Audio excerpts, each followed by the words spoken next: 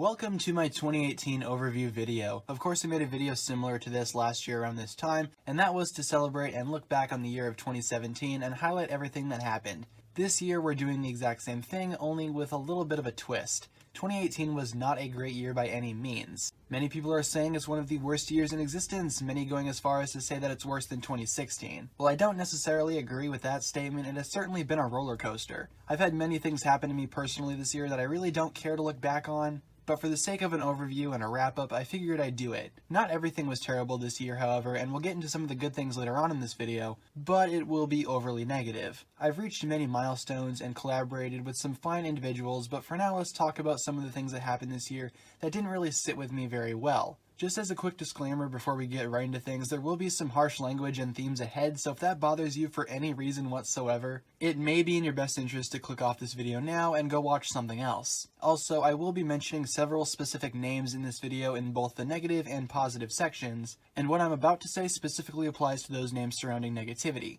Please do not feel the need to go out of your way to harass anyone whose name I mention. While I dislike several of these individuals myself, I encourage my fanbase and my viewers to leave them alone for obvious reasons. With those disclaimers out of the way, let's go ahead and take a look at the year of 2018. Where do I even begin with the negative? This entire year has been awful for the YouTube community, especially within the Ninjago portion. I've been part of the Ninjago scene since I was 11 years old, and I've been making YouTube videos since I was 13. While I've always known that it was not the most stable environment out there, I think it's safe to say that this year was one of the worst. When I say community, I'm specifically referring to the people, not the show. My problems with the Ninjago TV show do not even begin to compare to the actual population that makes up the show's fandom. It's not everyone, but I've experienced quite a few problematic people in my time in this community. Let's start off by discussing the rant video dropped on me by this fellow. From what I can tell, the main takeaway from this video amongst the general fanbase is that somehow I'm not an actual Ninjago fan, and I'm only faking my admiration for the series because I want to use the brand specifically to acquire a large amount of income for myself. I don't think I need to go into detail regarding how ridiculous this assumption is. I've been a Ninjago fan since the beginning, and I only recently got monetized on YouTube when I turned 18 a year ago. I do make money from YouTube, but why should that dictate my enjoyment for the series? Also, considering I'm still buying Ninjago sets and collecting Ninjago minifigures to this day in my free time, I think it's safe to say I like the series. That's why I continue to financially support it despite all the issues I have with LEGO as a company. Additional effects on the video range from dividing the community even further to people claiming that my career was over. And considering I'm still growing as a channel and making videos months after the release of the rant video, I think I'm doing alright for myself. Faking my Ninjago fandom is unfortunately not the only thing I've been accused of faking this year. On a more serious and personal note, people have gone as far as to say that I'm faking my sexual orientation. From what I've seen, this guy was the primary ringleader behind that concept. Apparently, according to him, I'm faking my sexual orientation simply to accuse someone else of being hateful towards a member of the LGBTQ community. Come on, are we really going this low? For those of you who don't know, I am bisexual. I've stated it on my social media accounts multiple times, but I think this is the very first time I'm ever saying it in a video. I haven't brought this up before on the actual YouTube channel because it's not relevant to the actual videos at hand. I don't want this fact about myself to change the way that you view me or my content because, again, it's just not relevant. I just find it quite ridiculous that people will go this far to belittle someone else. Something else that I've noticed this year especially is the misinterpretation of things that I do and say. Let me just say, it's easy to make a mistake trying to read something that's written by somebody or misunderstanding their intention behind what they have said. That's just a natural disadvantage that text has. However, this year was ridiculous. For example, at one point I jokingly put in my Twitter bio that I hope to one day make content I actually enjoy making. It was in my bio for several days before someone started to make a big fuss out of it, and suddenly it was a problem. Of course, it was quite self-explanatory, but people still chose to overreact. Things like this are what I'm referring to when I say that some folks take things a little too literal. But again, that's just a disadvantage of reading something rather than hearing someone say the same thing out loud. Over the past year, I've grown quite the disdain for other content creators on the website, specifically those who do similar content to my own. The amount of borderline harassment that myself and many of my friends have experienced is awful to say the least. And surprisingly, much of that comes from other content creators and their own specific inner circles of friends and fans. For example, after the rant video was uploaded, this guy proceeded to have a field day on Twitter, liking and retweeting many posts either making fun of me or my friends, even though he stated in the description of the video that he does not condone any harassment directed my way. Another instance of the borderline harassment from this individual came following his challenging me to a charity boxing match to work out our differences and donate to the needy. First of all, I don't follow the logic of the first part of that reasoning, and secondly, I didn't feel like spending a lot of my valuable time and money to fly out to wherever this dude lived to fight him like a caveman, especially considering I was just starting college and I really couldn't be bothered due to another trip I had during the summer. As a result, I declined, and he proceeded to reply to every tweet I made mocking me in several ways, all of which having to do with the boxing match. I eventually blocked him, but in my opinion there was really no need to do that.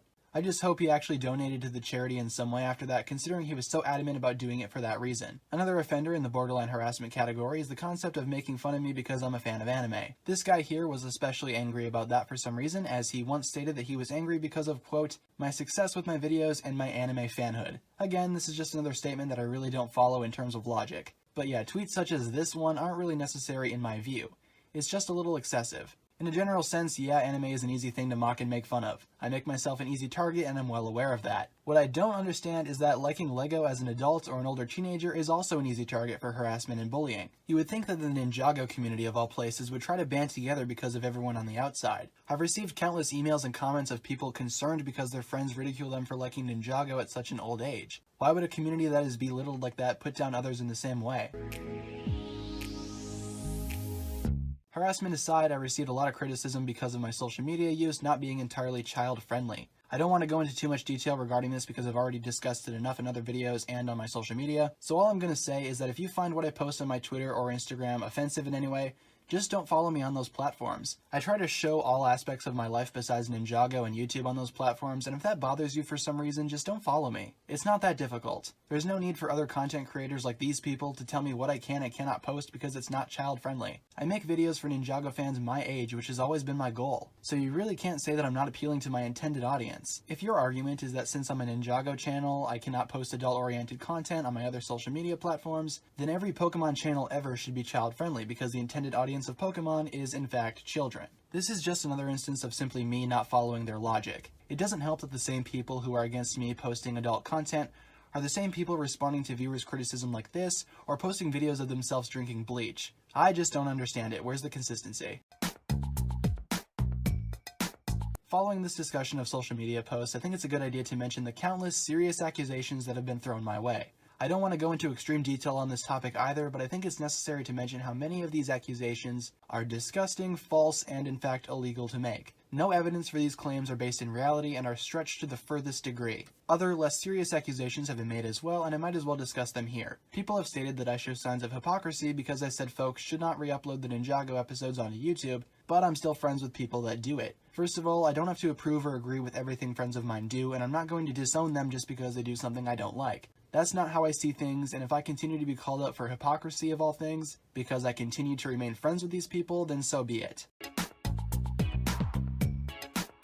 Speaking more about content theft as a concept, I've been accused of that this year as well. For one, I've been accused of stealing videos from a smaller YouTuber who I didn't even know existed before these accusations, so I really don't see how that's possible. I guess he claims that I knew of him because of a theory video I made, and apparently he was the only person to come up with that specific theory or something, even though it was something that a lot of people in my comment section came up with as well. So I don't follow that because I have no idea who the guy was. I've also been accused of stealing a thumbnail as well, and with the thumbnail there's a little bit more of a story behind it. So I found the base picture for the thumbnail and added my own trademarked flair to it, as I do with all of my thumbnails. Of course, because this guy doesn't like me for whatever reason, and he was the original, I guess, owner of the picture, he claimed that I had stolen it even though my use of the picture for the thumbnail fell under fair use law. He then placed a copyright strike on the video and it got taken down. Much to the excitement of these people, some going as far as to say that they were happy to see the YouTube copyright system doing its job for once. I then emailed the guy asking for the strike to be removed because I knew I was protected under the law. The response I got was essentially him trying to blackmail me into making an apology video directed towards him and the same content creators that were in support of him illegally taking down the video.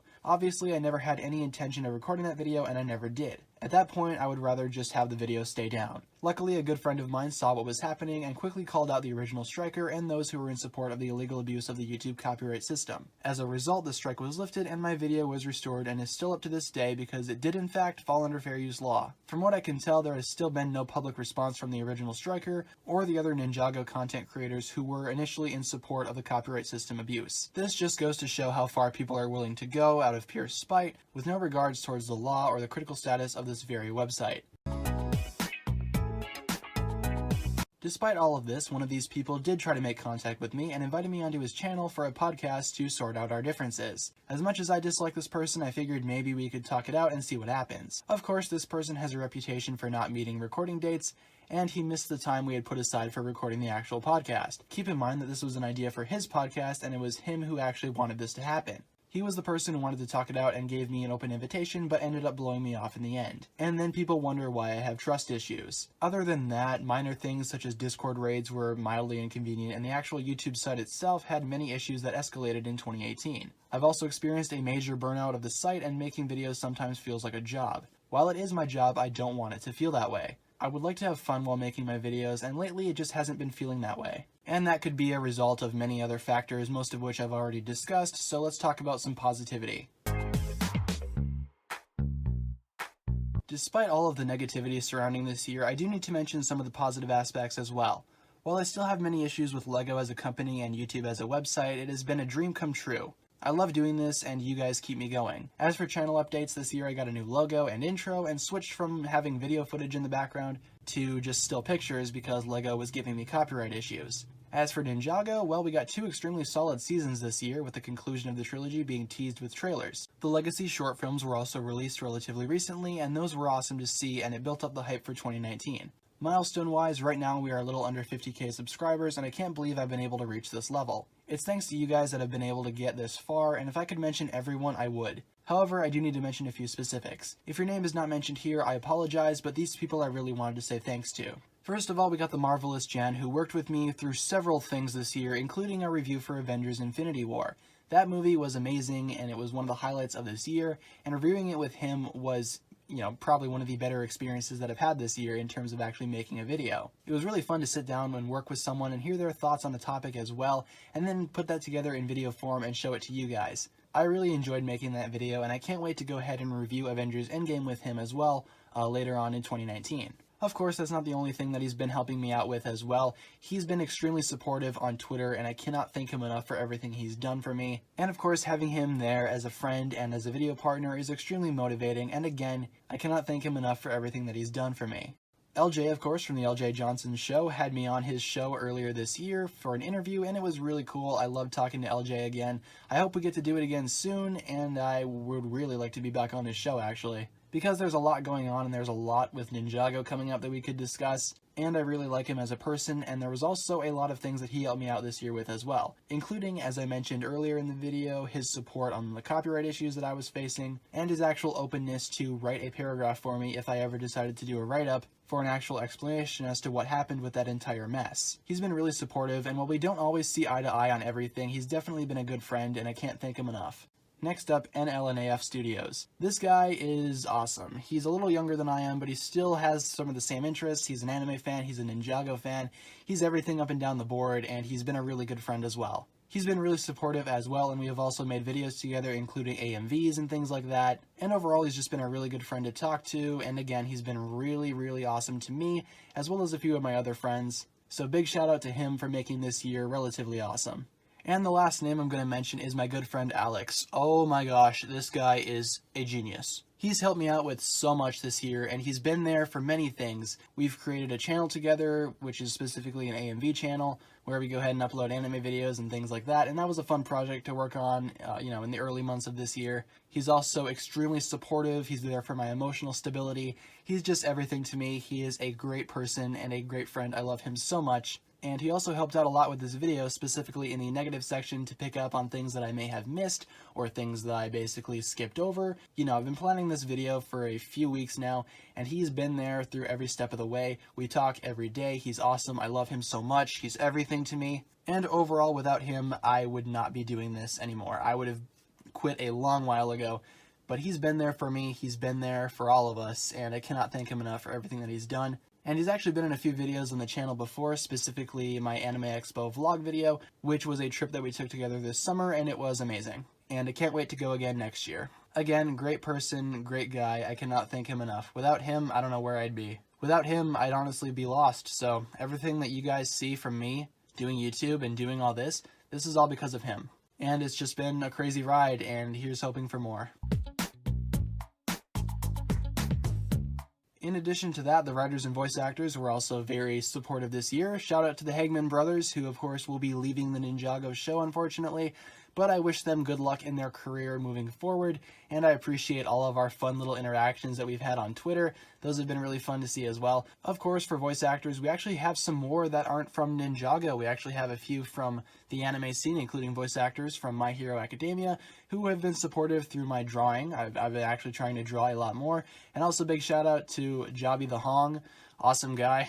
He makes very funny videos, very funny review videos, and he's also a great artist. He's been a huge inspiration for me overall, and he's also commented on a few of my posts, drawing-wise, giving me supportive feedback, and I can't thank him enough for being a YouTube inspiration as well. And I guess for a final positive note in this, I've actually learned a lot from this community. I've actually, experienced how this community works a little bit more, and I've gotten into a few people's heads, and I've been able to pretty much pinpoint what I need to do to stay active in this community and what I need to do to essentially keep myself motivated and keep myself happy, making videos for this specific community. So I can't thank you guys enough. All of you together, big group hug. Everyone did awesome. I love you guys so much, more than you would ever know. And here's to a good 2019. Hopefully it's better than this year, and I'll try to make it as best as I can. We have a lot to look forward to this year, guys, and I hope that all of you guys are excited for more videos from me coming out soon.